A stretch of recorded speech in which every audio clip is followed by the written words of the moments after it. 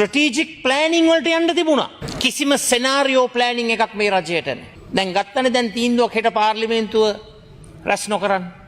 ඇමරිකාවත් ඊශ්‍රායලයත් එකට එකතු වෙලා ඉරානයට ගැහුවේ 2025 ජූනි මාසේ. ඇත්ත වශයෙන්ම අද වගේ දවසක අපේ රට මහා භයංකාර අභියෝග රසකට මුහුණ දෙන මොහොතක අඩුම ගණනේ ජනාධිපතිවරයා හෝ අගමැතිවරිය මේ පාර්ලිමේන්තුවට රටේ ජනතාවට මේ ඇති වී තිබෙන අර්බුදයට මුහුණ දෙන ආකාරය පිළිබඳව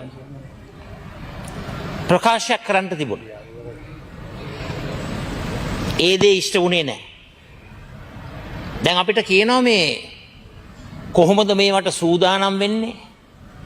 මේ එකපාරටම ඇති වෙන යුදගිනි මතක් කරලා දෙන්න කැමතියි.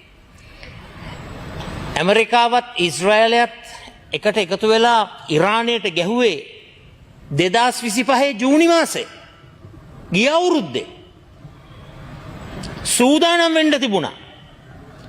ක්‍රමෝපායික සැලසුම් හදන්න තිබුණා. ස්ට්‍රැටජික් ප්ලෑනිං වලට යන්න තිබුණා. කිසිම සෙනාරියෝ ප්ලෑනිං එකක් මේ රජයට නැහැ.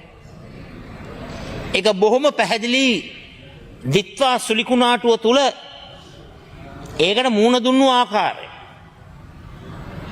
දැන් අද කතා කරන්නේ එක පාරටම මර නින්ද ඉඳලා මහා භයානක හීනක් දැකලා එක පාරටම නැගිටලා ගන්න තීන්දුව.